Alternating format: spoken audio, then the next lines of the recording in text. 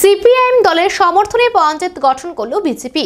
এই ব্যতিক্রমী রাজনৈতিক সমীকরণ দেখা গেল মঙ্গলবার কৈলাসহরের শ্রীরামপুর গ্রাম পঞ্চায়েতে। এদিন কৈলাসহরের ধুলিয়ারকান্দি গ্রাম পঞ্চায়েত প্রধান এবং উপপ্রধান নির্বাচিত হয়। প্রধান বিরোধী দল সিপিআইএম রাজনীতির ময়দানে একদল আরেক দলের বিরুদ্ধে কাদা ছোড়াছুড়িতে এখন ব্যস্ত, কিন্তু মঙ্গলবার ব্যতিক্রম রাজনৈতিক সমীকরণ সৃষ্টি হলো কৈলাসহরের শ্রীরামপুর গ্রাম পঞ্চায়েতে।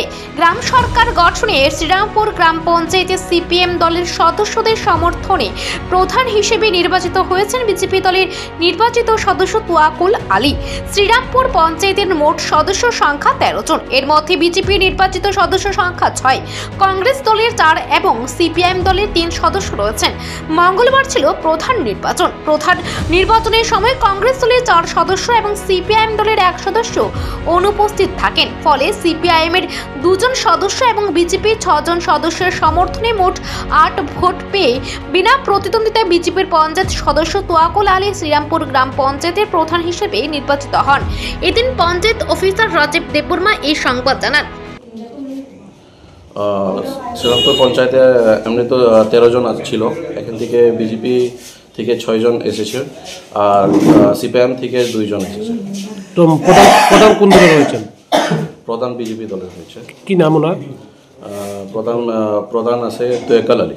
তোয়াকুল আলী উপপ্রধানকে নির্বাচিত হয়েছেন? না।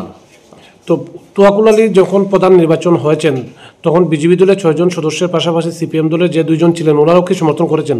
হ্যাঁ, সমর্থন করেছে। তারপর ধুলিয়াকান্দিতে কারা কারা নির্বাচিত হলেন? ধুলিয়াকান্দিতে আজকে প্রধান আর উপপ্রধান নির্বাচন হয়েছে। ধুলিয়াকান্দিতে টোটাল পঞ্চায়েত সদস্যের সংখ্যা কতজন? 11 জন আছে। 11 জন কি উপস্থিত ছিলেন? হ্যাঁ, 11 জন থেকে 11 জনই উপস্থিত ছিল আজকে। কোন কোন দলের সদস্য? আজ এখানে বিজেপি থেকে 7 জন আছে আর আইএনসি থেকে 4 জন। তখন প্রধান কে হয়েছেন? প্রধান আজকে রেবা রানী নম বিশ্বাস বিজেপি দল থেকে, আর উপপ্রধান হিসাবে আজকে তোফাল আহমদ বিজেপি দল থেকে নির্বাচন হয়েছে। রাজ্যের শাসক দল বিজেপি পঞ্চায়েত অফিসার রাজীব দেববর্মা আরও জানান, 11 আসন বিশিষ্ট ধুলিয়াকান্দি গ্রাম পঞ্চায়েতে মঙ্গলবার বিনা প্রতিদ্বন্দ্বিতায় গ্রাম প্রধান হিসেবে নির্বাচিত হন বিজেপি দলের পঞ্চায়েত সদস্য রেবা রানী নম বিশ্বাস। উপপ্রধান হিসেবে নির্বাচিত হন তোফাইল আহমদ। তবে এদিন ধুলিয়ারকান্দি গ্রাম পঞ্চায়েতের প্রধান নির্বাচনের পর বিজেপি দলের 2 পঞ্চায়েত সদস্য যথাক্রমে ফাতেমা বেগম এবং সমীরণ নেছা নির্বাচন বাতিলের দাবিতে বিক্ষোভ দেখান। তারা জানান, খুব শীঘ্রই প্রধানের বিরুদ্ধে অনাস্থা আনা হবে। এদিন শ্রীনাথপুর গ্রাম পঞ্চায়েত এবং ধুলিয়াকান্দি গ্রাম পঞ্চায়েতে প্রধান এবং উপপ্রধান নির্বাচনকে কেন্দ্র করে প্রশাসনের পক্ষ থেকে ব্যাপক নিরাপত্তা ব্যবস্থা গ্রহণ করা হয়। Bureau report, Asian Times.